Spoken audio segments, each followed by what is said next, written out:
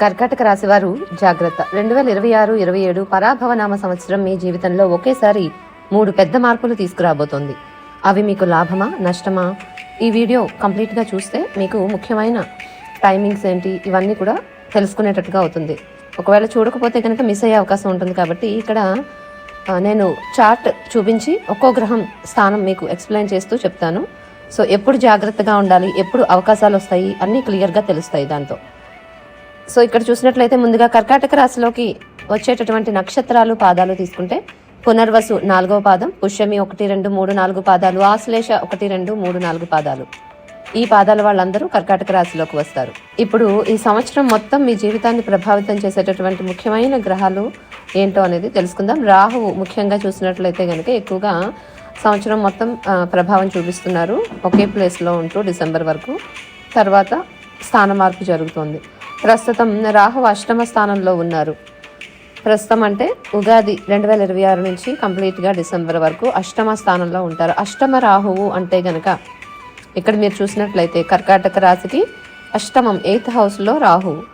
ఇది ఎటువంటి రిజల్ట్స్ ఇస్తుంది? Sudden changes, unexpected expenses, mental pressure అనేది క్రియేట్ చేస్తూ ఉంటుంది.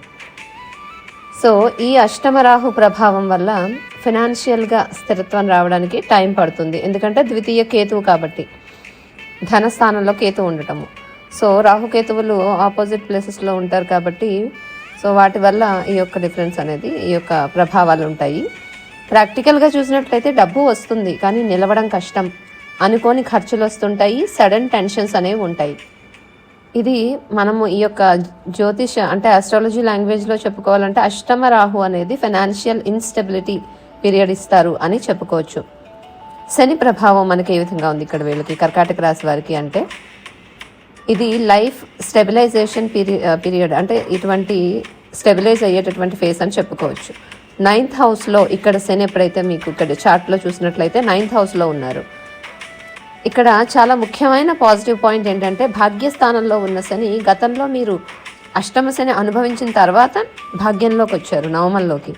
అంటే అప్పుడు అంటే అష్టమ శనిలో ఉన్నటువంటి కష్టాలన్నీ తగ్గి నవమంలో చాలా పాజిటివ్గా అంటే న్యూట్రల్గానే ఉంటారు. శని అంటే రిస్ట్రిక్షన్ ప్లానెట్, ఇమీడియట్ రిజల్ట్స్ ఇవ్వరు ఎక్కడున్నా కానీ లాంగ్ టర్మ్ స్టెబిలిటీ ఇస్తుంటారు. కాబట్టి మీకు ఇక్కడ ఏంటి అంటే లాంగ్ టర్మ్ స్టెబిలిటీ ఉన్నప్పటికీ కూడా ప్రమోషన్స్ ఇమీడియట్గా రావడంలో ఆలస్యం అవుతుంది. ట్రాన్స్ఫర్స్ మీకు అనుకునేటటువంటి ట్రాన్స్ఫర్స్ కూడా స్లో అవుతూ ఉంటాయి. ఆపర్చునిటీస్ లేట్గా రావడం, బట్ స్టెబిలిటీ మాత్రం ఖచ్చితంగా వస్తుందనేది ఇక్కడ శని మనకి 9వ స్థానంలో ఇచ్చేటటువంటి రిజల్ట్. అండ్ గతంలో జరిగిన సంఘటనలు కొన్నిసార్లు మళ్ళీ గుర్తొస్తూ మెంటల్ ఫియర్ క్రియేట్ చేసే అవకాశం కూడా ఉంటుంది. ఎక్కువగా సైకలాజికల్ ఎఫెక్ట్ అని అనుకోవచ్చు కొంతవరకు. అండ్ అష్టమ శని తర్వాత ఈ ఫీలింగ్ చాలా మందికి వస్తూ ఉంటుంది. సో June 2 వరకు మనం చూసినట్లయితే కనుక 12th హౌస్ చూసినట్లయితే ఇక్కడ మనకు చాలా ఇంపార్టెంట్ టైమింగ్. గురుగ్రహము వ్యయస్థానంలో ఉండటం.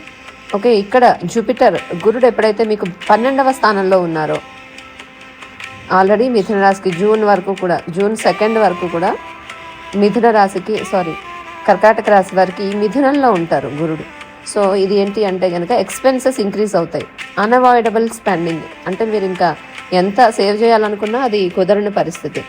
అండ్ బడ్జెట్ ప్రెషర్ అనేది మీకు క్రియేట్ అవుతుంది. బడ్జెట్, సో పిల్లల చదువులు కానీ ఆరోగ్యం ఖర్చులు కొన్ని మీరు అవాయిడ్ చేయలేనివి వస్తూ ఉంటాయి. ఇంటి రినోవేషన్స్ కావచ్చు, ట్రావెల్స్ కావచ్చు, అన్నీ కూడా.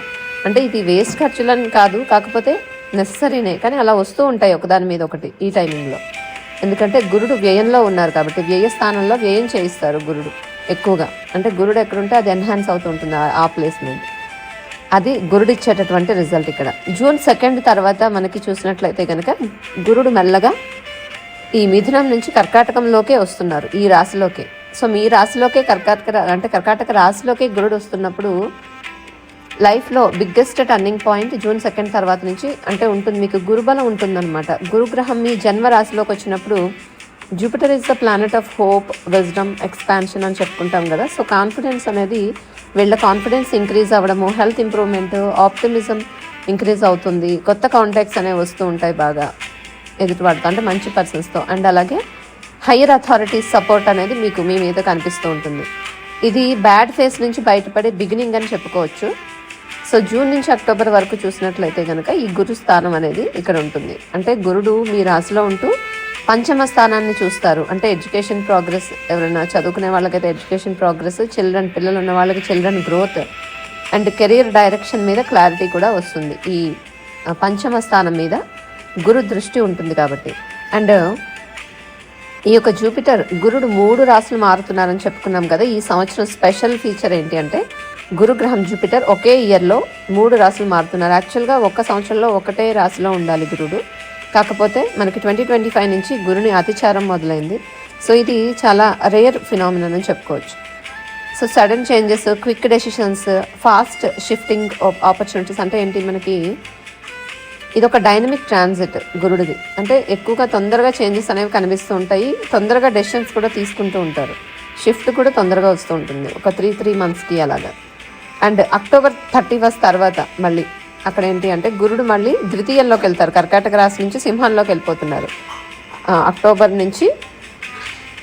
31 నుంచి గురుడు ద్వితీయంలోకి. ఇక్కడ చూసినట్లయితే ఎప్పుడైతే గురుడు సింహరాశిలోకి వెళ్ళారో అది ద్వితీయం ధనస్థానము, చాలా మంచి ప్లేస్మెంట్, ఇన్కమ్ ఇంప్రూవ్ అయిపోతుంది, సేవింగ్స్ ఇంక్రీజ్ అయిపోతాయి, మీకు జాబ్ ఆపర్చునిటీస్ కొత్తగా ప్రయత్నించే వారికి ఆపర్చునిటీస్ పెరుగుతాయి, ఫైనాన్షియల్ స్ట్రెంగ్త్ కూడా బిల్డ్ అయిపోతుంది బాగా. సో ఫైనాన్షియల్ రికవరీ కూడా అయిపోతుంది. ఎవరైతే చాలా ఎక్కువ లాసెస్లో ఉన్నారో ఇంతకుముందు, అంటే వాళ్ళ ఒరిజినల్ చార్ట్ బట్టి వాళ్ళకి ఎంత పర్సంటేజ్ ఆఫ్ నెగిటివిటీ పాజిటివిటీ ఉంటుందని చెప్పుకున్నాం కదా.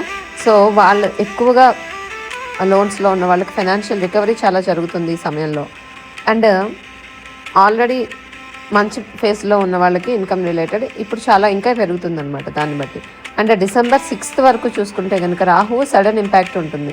8th హౌస్ రాహువు అష్టమ స్థానంలో December 6 వరకు ఉంటున్నారని చెప్తున్నాం.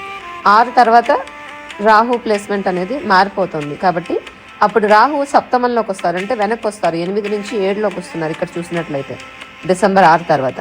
సో 7th హౌస్లోకి వచ్చిన రాహు మ్యారేజ్ పార్ట్నర్షిప్, వాటి మీద ఎక్కువగా business partnership, foreign travel chances, ఇలాంటి వాటి మీద ఇంపాక్ట్ చూపిస్తారు. సో రాహు 7th వచ్చినప్పుడు ఆటోమేటిక్గా కేతు ఎక్కడికి వెళ్తారు, 1st హౌస్లోకి. 2nd నుంచి 1stలోకి వస్తున్నారు వెనక్కి.